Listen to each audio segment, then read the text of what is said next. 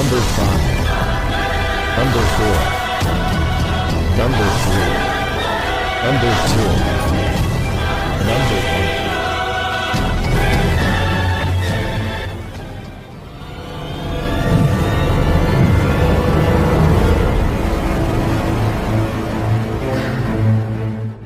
Pakar dan spesialis ilmu vibrasi antara diri Tuhan dan alam semesta, ilmu metafisika modern, ilmu kebatinan, ilmu pusaka dan benda bertuah.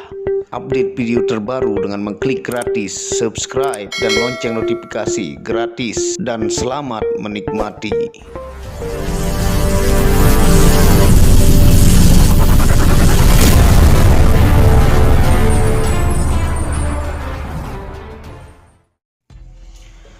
Bismillahirrahmanirrahim. Assalamualaikum warahmatullahi wabarakatuh.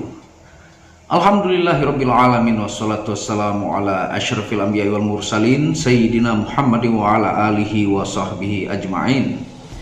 Rabbi shrah li sadri wa yassir li amri wahlul 'uqdatam min lisani yafqahu qawli. Alhamdulillah, bersama saya lagi dengan Muhammad Hamdan Al-Ghazali dalam Tauhid Metafisik. Apa kabar kalian semua? Semoga disehatkan selalu, dilancarkan segala hajat dan urusan oleh Tuhan penguasa bumi, langit, dan di antara keduanya, karena itu adalah harta yang paling mahal di dunia, supaya kalian bisa bekerja berkarya mencari berkat Tuhan penguasa alam semesta. Nah, pada kesempatan yang berbahagia ini kita akan membahas tentang video logika versus hati nurani. Manakah yang lebih tinggi tingkatannya? Nah, tonton video ini sampai selesai supaya Anda mengerti, tidak gagal paham dan tidak menjadi fitnah karena kegagalpahaman Anda.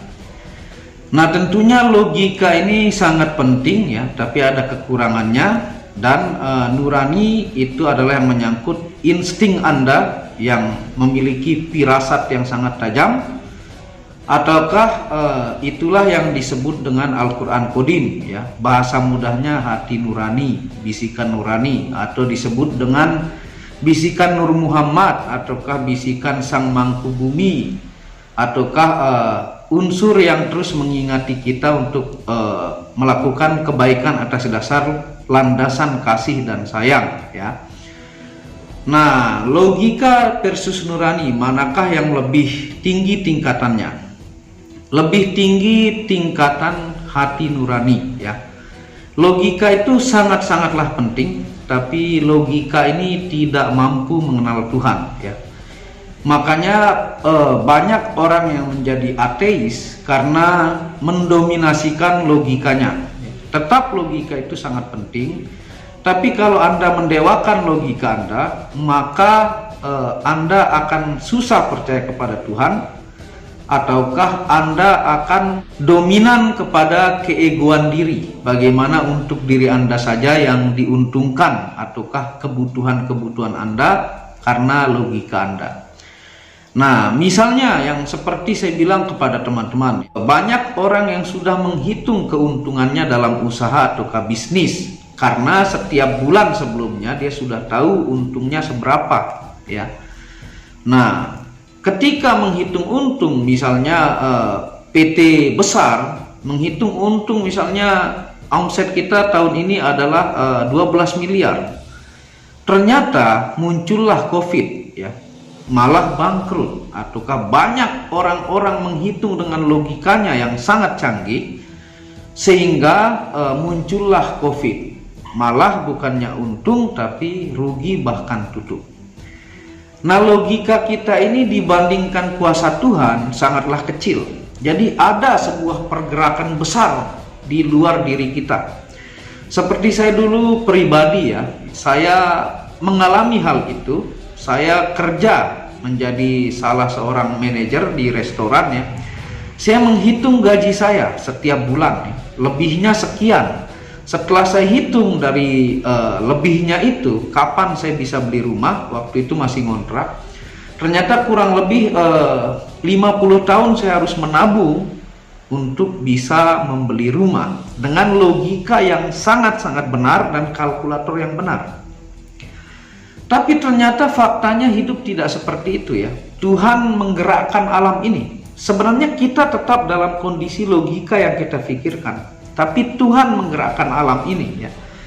Nah, misalnya saya pribadi melewati sebuah jalan yang ternyata di situ ada jualan gemstone, yang asal muasal saya jualan gemstone ataukah usaha baju dan sebagainya. Nah, saya digerakkan diri saya ini dan alam kondisi saat itu mendukung momentumnya, sehingga saya ternyata dari pekerjaan itu berhenti dan fokus ke dalam usaha dan membangun usaha-usaha lainnya, sehingga tidak sampai 5 tahun itu saya sudah punya rumah ya, dan kendaraan baik itu mobil, motor dan sebagainya. Nah, itu artinya logika ini tidak mampu membaca masa depan ya, tidak mampu, karena alam inilah yang bergerak, digerakkan oleh Tuhan. Nah, kalau logika Anda dominan, maka itu akan berseberangan dengan agama, karena logika itu sendiri ingin membuktikan fisik Tuhan itu secara zahir.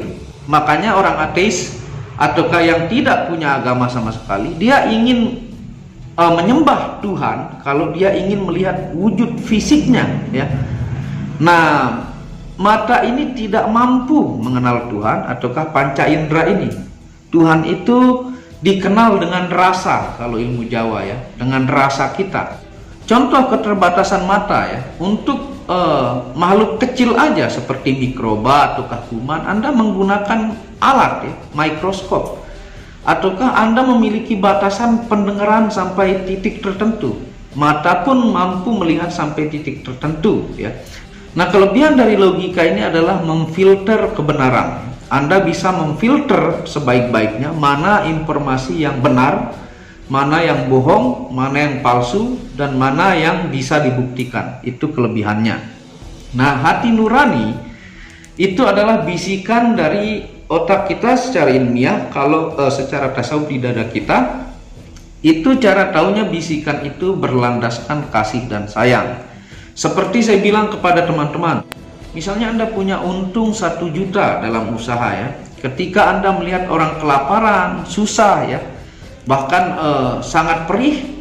Nah, ketika Anda mau niat bersedekah, Anda akan berpikir logika Anda, wah, saya ini untuk modal lagi kurang, wah, ini untuk pempes anak kurang, wah, untuk rokok kurang, kopi kurang, ini itu kurang. Nah, itulah bisikan logika Anda, dan benar ya, itu benar. Tapi hati nurani Anda yang berbisik atas nama cinta dan kasih, Rohman dan Rohim, kasihlah orang yang kelaparan itu, Tuhan akan membantumu dari segala penjuru.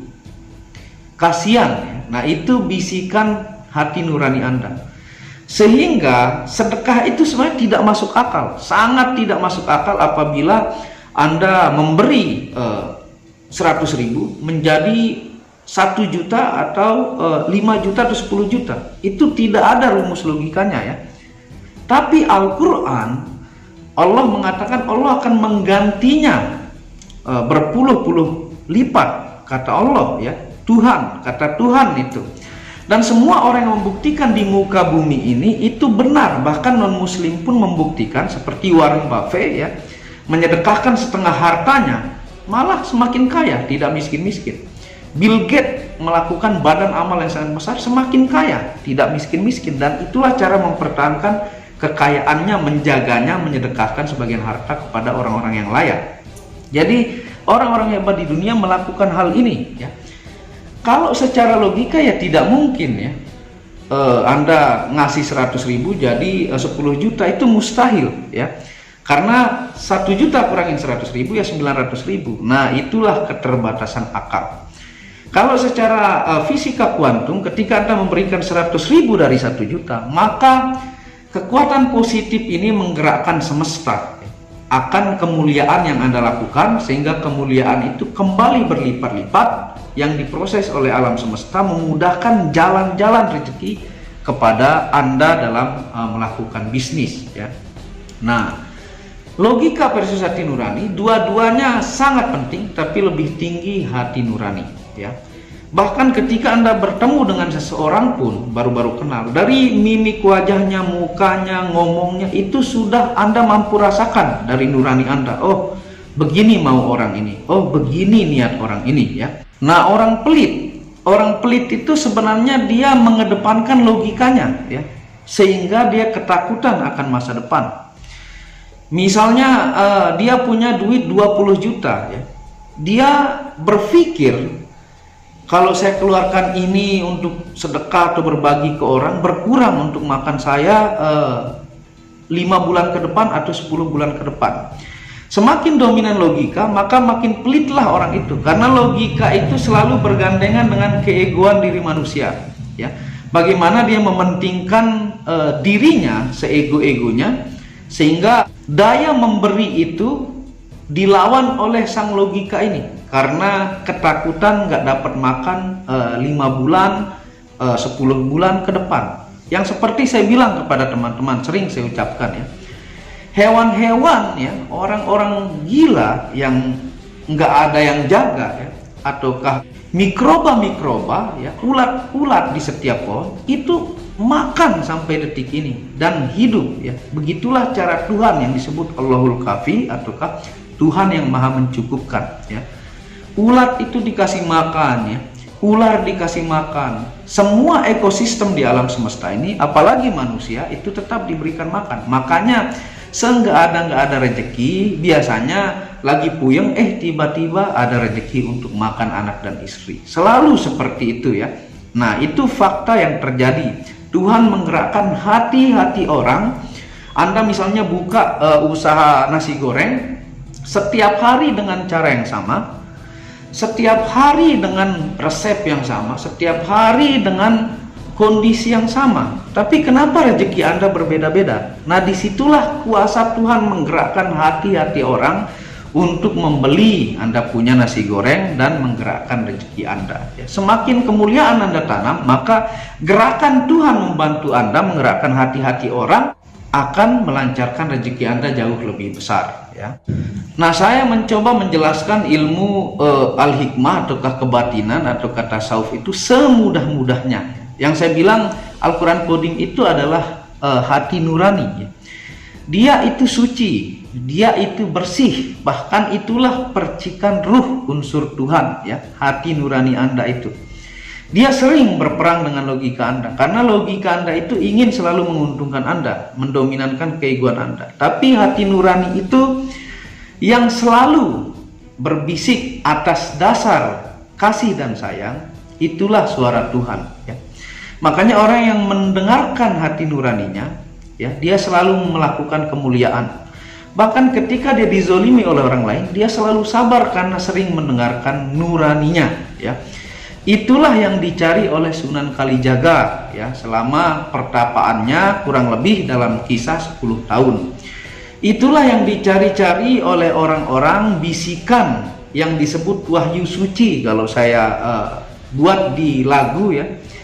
Itu yang membawa Anda selamat, ya, dan menjadikan Anda dominan kemuliaan, sehingga menginstruksi Anda untuk melakukan kemuliaan-kemuliaan. Dua-duanya penting, tapi lebih tinggi derajat hati nurani. Itu yang disebut percikan ruh Tuhan suaranya.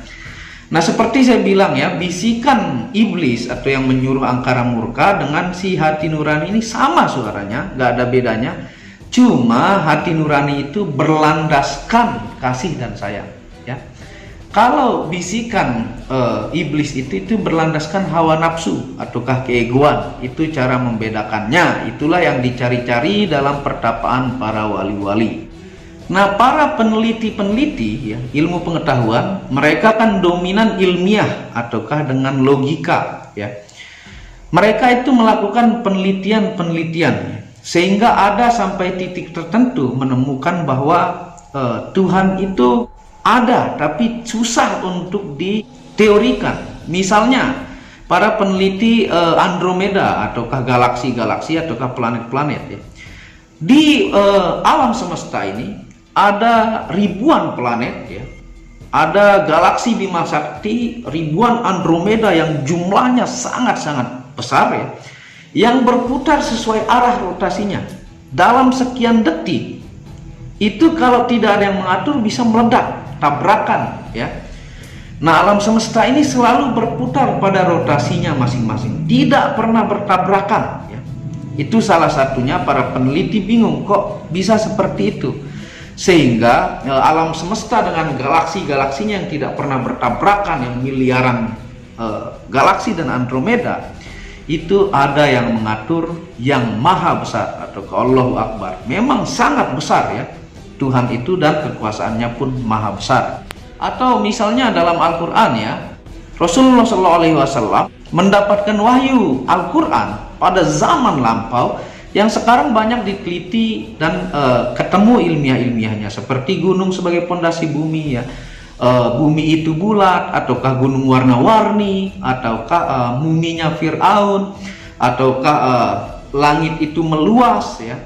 Dan banyak yang dijelaskan pada zaman lampau Rasulullah yang tidak bisa membaca dan menulis. Bahkan dua air yang tidak bisa menyatu, air tawar dan air asin, itu kok bisa ya ditahu oleh Muhammad pada zaman itu, dan diteliti dengan zaman yang begitu modern dan terbukti ya. Makanya 85% di dalam Al-Quran itu sudah terbukti ilmiah, sisanya 15% teknologi manusia belum mampu untuk menemukannya. Makanya yang tidak punya agama atau tidak percaya Tuhan itu biasanya mendominankan logika, karena ingin bukti fisik dari Tuhan, atau ingin bukti fisik dari jin, ingin bukti fisik daripada malaikat ya, yang tidak bisa dilihat mata kita karena terbatas, bisa dirasa ya. Nah, nurani ini memiliki insting tingkat tinggi, berhubungan dengan ajna Anda, ataukah pineal gland, ataukah cakra 6 Anda, mampu mengenal Tuhan, mampu merasa keajaiban, dan mampu tahu bahwa Tuhan itu ada dan maha berkuasa. Nah, seperti itu penjelasan singkat pada kesempatan kali ini ya. Mudah-mudahan Anda paham. Saya mencoba menjelaskan dengan semudah-mudahnya ya, karena Al-Quran itu sendiri banyak yang tidak masuk logika di dalam firman-firman Allah ya. Misalnya seperti jin, seperti malaikat, dalam hadis sihir dan sebagainya, itu sangat tidak masuk logika ya. Tapi itu ada yang mampu mengenalnya, adalah bukan fisik zahir kita, tapi adalah rasa ataukah nurani Anda juga. Nah, terima kasih sudah menonton video ini. Kalau ada salah kata itu murni dari kebodohan saya sendiri, kalau ada benarnya itu datangnya dari Allah. Dan buat yang belum subscribe, dukung channel ini untuk mengembangkan dan mengklik tombol merah subscribe gratis dan lonceng notifikasi gratis, tidak ada ruginya. Dan Anda bisa kunjungi channel kedua saya itu Tauhid Metafisik, yang banyak membahas tentang ilmu mustika, pusaka, dan sejarahnya. Channel ketiga itu Mania Kaki, yang membahas lengkap gemstone secara internasional, gemologi, kandungan mineral, aura, zodiak, dan metafisika modern. Dan channel baru yang khusus bahas tentang batu keindahan, batu bacang, dengan kualitas-kualitas bagus, dengan ring-ring perak dengan harga bersahabat. Wabillahi taufiq wal hidayah. Assalamualaikum warahmatullahi wabarakatuh.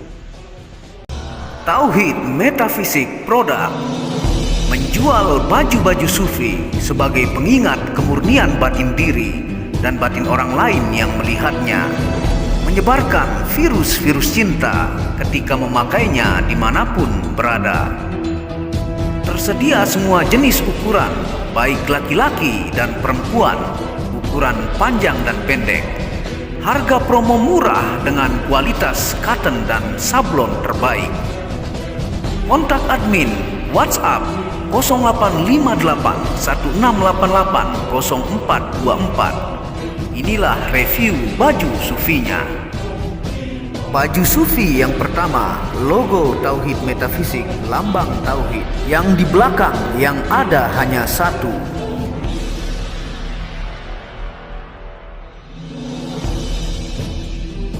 Baju sufi yang kedua, aku lebih memilih menjadi orang murni. Logo di belakang baju adalah Tauhid Metafisik. Baju sufi yang ketiga, ketika hawa nafsu takluk maka damailah dunia. Tulisan di belakang adalah logo Tauhid Metafisik.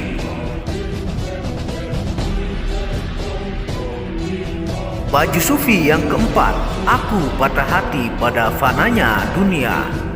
Tulisan di belakang baju adalah logo Tauhid Metafisik.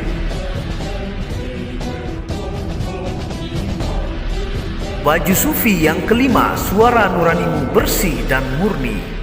Tulisan di belakang baju adalah logo Tauhid Metafisik. Baju sufi yang keenam, ego diri adalah dinding pembatas antara diri dengan Tuhan. Tulisan di belakang baju adalah logo Tauhid Metafisik. Segera pesan baju-baju sufi, stok terbatas. Terima kasih.